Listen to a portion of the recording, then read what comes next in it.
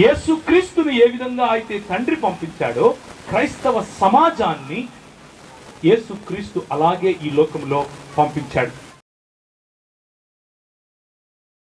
యేసుక్రీస్తుని ఏ విధంగా అయితే తండ్రి పంపించాడో క్రైస్తవ సమాజాన్ని యేసుక్రీస్తు అలాగే ఈ లోకంలో పంపించాడు.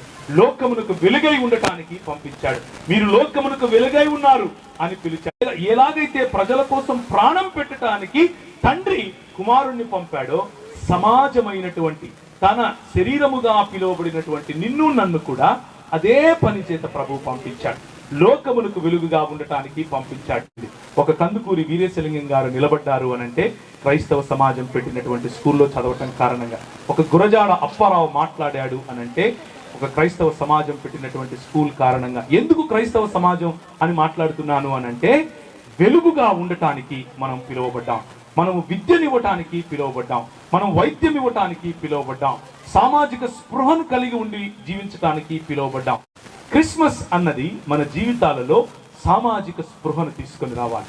క్రిస్మస్ అన్నది మన జీవితాల్లో సమాజం కోసం ఈ సమాజం ఇంకా బ్రతికే ఉంది అని చెప్పేట్లుగా మనం జీవించగలగాలి.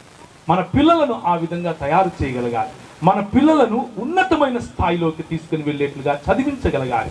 మన పిల్లలను ఉన్నతమైన స్థాయిలోకి ఎదిగేటట్లుగా రాజకీయంగా, చదువులలో, పనులలో, అలాగే వైద్యంలో, సమాజ పనిలో, సమాజ సేవలో, సాంస్కృతిక కార్యాలలో, అలాగే లలిత కళల్లో ప్రతి చోట కూడా పిల్లలను మంచిగా తరబీదు చెందించాలి. కులము అన్న ప్రాతిపదిక లేకుండా, మతం అన్న ప్రాతిపదిక లేకుండా ప్రతి ఒక్కరిని సమానంగా మనం విద్య ఇవ్వగలగాలి. ప్రతి ఒక్కరికి సమానంగా మనం వైద్యం ఇవ్వగలగాలి. అప్పుడు నిజమైనటువంటి క్రిస్మస్ను మనం ప్రజలకు తెలియజేసిన వాళ్ళం అవుతాం. లేకపోతే కేవలం మతములో ఉన్న వారిగా మాత్రమే ఉండిపోతాం. ఆ మత ప్రాతిపదికన ఉండేటటువంటి క్రిస్మస్లు సంవత్సరానికి ఒకటి వస్తూనే ఉంటాయి, సంవత్సరానికి ఒకటి పోతూనే ఉంటుంది. దానివల్ల దేశానికి లాభం లేదు, దానివల్ల మన కుటుంబాలకు లాభం లేదు. క్రైస్తవం అని అంటే కేవలము పండుగలు చేసుకోవటం కాదు. క్రైస్తవం అని అంటే ఆర్భాటంగా మీటింగులు చేయటం కాదు. క్రైస్తవం అంటే పెద్ద పెద్దగా మైకులు పెట్టి ప్రజలను డిస్టర్బ్ చేయటం కాదు. క్రైస్తవం అంటే రోడ్ల మీద పడిపోయి ఎవరి పడితే వాళ్ళకి ఏది పడితే చెప్పి వెళ్ళిపోవటం కాదు. ఇంకా నా పని అయిపోయింది దేవా అని చేతులు కడుక్కోవటం కాదు. క్రైస్తవం అంటే ఏమిటి అనంటే యేసు ప్రభువును పోలి జీవించటం. ఆ యేసు ప్రభువును పోలి జీవించటం ఎలా అని అంటే ఆయన తన తండ్రి ఒడిని విడిచిపెట్టి ఆయన దేవుడు అయి ఉన్నప్పటికీ తన్ను తాను రిక్తునిగా చేసుకొని మన మధ్యలోనికి ఆయన దేవత్వమును విడిచిపెట్టకుండా కేవలము, లేకపోతే దేవత్వమును సంపూర్ణంగా నిర్వీర్యం చేసుకోకుండా ఆ దేవత్వము పైన శరీరమును ధరించుకొని మనుష్యుడిగా, దాసునిగా మన మధ్యకు వచ్చాడు. ఇది ప్రభువు మనకు నేర్పించేటటువంటి ఆయన పుట్టుకలో ఉన్నటువంటి ఆంతర్యం. ఆయన పుట్టుక మన జీవితాలలో తగ్గింపును నేర్పించాలి. ఆయన పుట్టుక మన జీవితాలలో విధేయతను నేర్పించాలి. సమాజంలో ఉన్నటువంటి నాయకులకు విధేయత, దేశంలో ఉన్నటువంటి నాయకులకు విధేయత, చట్టానికి విధేయత.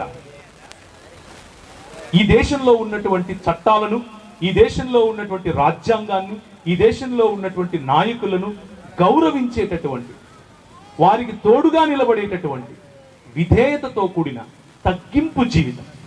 కేవలము దేవుడు, దేశము, కేవలము ఊరు, కేవలము ఇది మాత్రమే కాదు. సంఘములో ఉన్న నాయకులకు, ప్రతి మనిషికి ఒదిగి సహాయం చేయగలగటం, ఒదిగి సేవ చేయగలగటం ప్రభువు నేర్పినటువంటి అధికారం.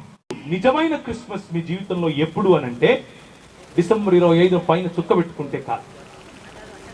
జీవితంలో అణిగి మణిగి ఒదిగి పరిచర్య, ఒదిగి సేవ చేయగలిగినటువంటి ఆయన పుట్టుకలో ఉన్న రహస్యం, ఆయన పుట్టుకలో ఉన్నటువంటి ఆంతర్యమును అర్థం చేసుకున్నప్పుడు, ఇలా అర్థం చేసుకున్నప్పుడు మనం సహవాసములో ఉండగలుగుతాం. కేవలము మత ప్రాతిపదికన ఉండే సహవాసం కాదు, గ్రామంలో ఉన్న సహవాసం, పంచాయతీల్లో ఉన్న సహవాసం, జిల్లాల్లో ఉన్న సహవాసం, రాష్ట్ర వ్యాప్తంగా ఉన్న సహవాసం. సహవాసంలో లేకుండా నీకు అసలు పాపిని అన్న విషయమే తెలియదు.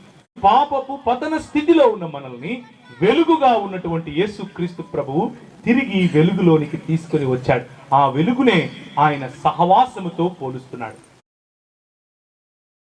యేసుక్రీస్తుని ఏ విధంగా అయితే తండ్రి పంపించాడో క్రైస్తవ సమాజాన్ని యేసుక్రీస్తు అలాగే ఈ లోకములో పంపించాడు.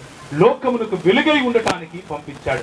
మీరు లోకమునకు వెలుగై ఉన్నారు అని పిలిచాడు. ఎలాగైతే ప్రజల కోసం ప్రాణం పెట్టడానికి తండ్రి కుమారుణ్ణి పంపాడో సమాజమైనటువంటి తన శరీరముగా పిలువబడినటువంటి నిన్ను నన్ను కూడా అదే పని చేత ప్రభువు పంపించాడు.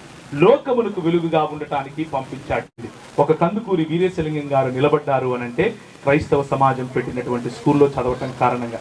ఒక గురజాడ అప్పారావు మాట్లాడాడు అనంటే ఒక క్రైస్తవ సమాజం పెట్టినటువంటి స్కూల్ కారణంగా. ఎందుకు క్రైస్తవ సమాజం అని మాట్లాడుతున్నాను అనంటే వెలుగుగా ఉండటానికి మనం పిలువబడ్డాం.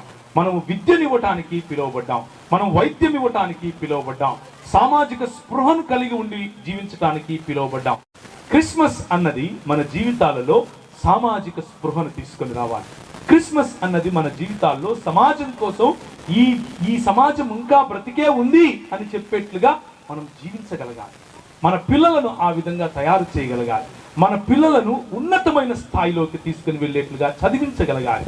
మన పిల్లలను ఉన్నతమైన స్థాయిలోకి ఎదిగేటట్లుగా రాజకీయంగా, చదువులలో, పనులలో, అలాగే వైద్యంలో, సమాజ పనిలో, సమాజ సేవలో, సాంస్కృతిక కార్యాలలో, అలాగే లలిత కళల్లో ప్రతి చోట కూడా పిల్లలను మంచిగా తరబీదు చెందించాలి. కులము అన్న ప్రాతిపదిక లేకుండా, మతం అన్న ప్రాతిపదిక లేకుండా ప్రతి ఒక్కరిని సమానంగా మనం విద్య ఇవ్వగలగాలి. ప్రతి ఒక్కరికి సమానంగా మనం వైద్యం ఇవ్వగలగాలి. అప్పుడు నిజమైనటువంటి క్రిస్మస్ను మనం ప్రజలకు తెలియజేసిన వాళ్ళం అవుతాం. లేకపోతే కేవలం మతములో ఉన్న వారిగా మాత్రమే ఉండిపోతాం. ఆ మత ప్రాతిపదికన ఉండేటటువంటి క్రిస్మస్లు సంవత్సరానికి ఒకటి వస్తూనే ఉంటాయి, సంవత్సరానికి ఒకటి పోతూనే ఉంటుంది. దానివల్ల దేశానికి లాభం లేదు, దానివల్ల మన కుటుంబాలకు లాభం లేదు. క్రైస్తవం అని అంటే కేవలము పండుగలు చేసుకోవటం కాదు. క్రైస్తవం అని అంటే ఆర్భాటంగా మీటింగులు చేయటం కాదు. క్రైస్తవం అంటే పెద్ద పెద్దగా మైకులు పెట్టి ప్రజలను డిస్టర్బ్ చేయటం కాదు. క్రైస్తవం అంటే రోడ్ల మీద పడిపోయి ఎవరి పడితే వాళ్ళకి ఏది పడితే చెప్పి వెళ్ళిపోవటం కాదు. ఇంకా నా పని అయిపోయింది దేవా అని చేతులు కడుక్కోవటం కాదు. క్రైస్తవం అంటే ఏమిటి అనంటే యేసు ప్రభువును పోలి జీవించటం. ఆ యేసు ప్రభువును పోలి జీవించటం ఎలా అని అంటే ఆయన తన తండ్రి ఒడిని విడిచిపెట్టి ఆయన దేవుడు అయి ఉన్నప్పటికీ తన్ను తాను రిక్తునిగా చేసుకొని మన మధ్యలోనికి ఆయన దేవత్వమును విడిచిపెట్టకుండా కేవలము, లేకపోతే దేవత్వమును సంపూర్ణంగా నిర్వీర్యం చేసుకోకుండా ఆ దేవత్వము పైన శరీరమును ధరించుకొని మనుష్యుడిగా, దాసునిగా మన మధ్యకు వచ్చాడు. ఇది ప్రభువు మనకు నేర్పించేటటువంటి ఆయన పుట్టుకలో ఉన్నటువంటి ఆంతర్యం. ఆయన పుట్టుక మన జీవితాలలో తగ్గింపును నేర్పించాలి. ఆయన పుట్టుక మన జీవితాలలో విధేయతను నేర్పించాలి.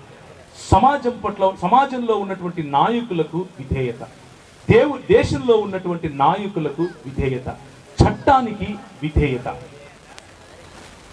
ఈ దేశంలో ఉన్నటువంటి చట్టాలను, ఈ దేశంలో ఉన్నటువంటి రాజ్యాంగాన్ని, ఈ దేశంలో ఉన్నటువంటి నాయకులను గౌరవించేటటువంటి, వారికి తోడుగా నిలబడేటటువంటి విధేయతతో కూడిన తగ్గింపు జీవితం.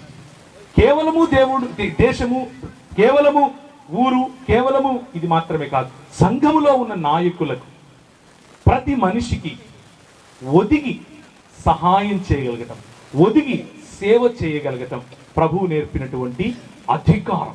నిజమైన క్రిస్మస్ మీ జీవితంలో ఎప్పుడు అనంటే డిసెంబర్ 25 పైన చుక్క పెట్టుకుంటే కాదు. జీవితంలో అణిగి మణిగి ఒదిగి పరిచర్య, ఒదిగి సేవ చేయగలిగినటువంటి ఆయన పుట్టుకలో ఉన్న రహస్యం, ఆయన పుట్టుకలో ఉన్నటువంటి ఆంతర్యమును అర్థం చేసుకున్నప్పుడు, ఇలా అర్థం చేసుకున్నప్పుడు మనం సహవాసములో ఉండగలుగుతాం. కేవలము మత ప్రాతిపదికన ఉండే సహవాసం కాదు, గ్రామంలో ఉన్న సహవాసం, పంచాయతీల్లో ఉన్న సహవాసం, జిల్లాల్లో ఉన్న సహవాసం, రాష్ట్ర వ్యాప్తంగా ఉన్న సహవాసం. సహవాసములో లేకుండా నీకు అసలు పాపిని అన్న విషయమే తెలియదు. పాపపు పతన స్థితిలో ఉన్న మనల్ని వెలుగుగా ఉన్నటువంటి యేసుక్రీస్తు ప్రభువు తిరిగి వెలుగులోనికి తీసుకొని వచ్చాడు. ఆ వెలుగునే ఆయన సహవాసముతో పోలుస్తున్నాడు.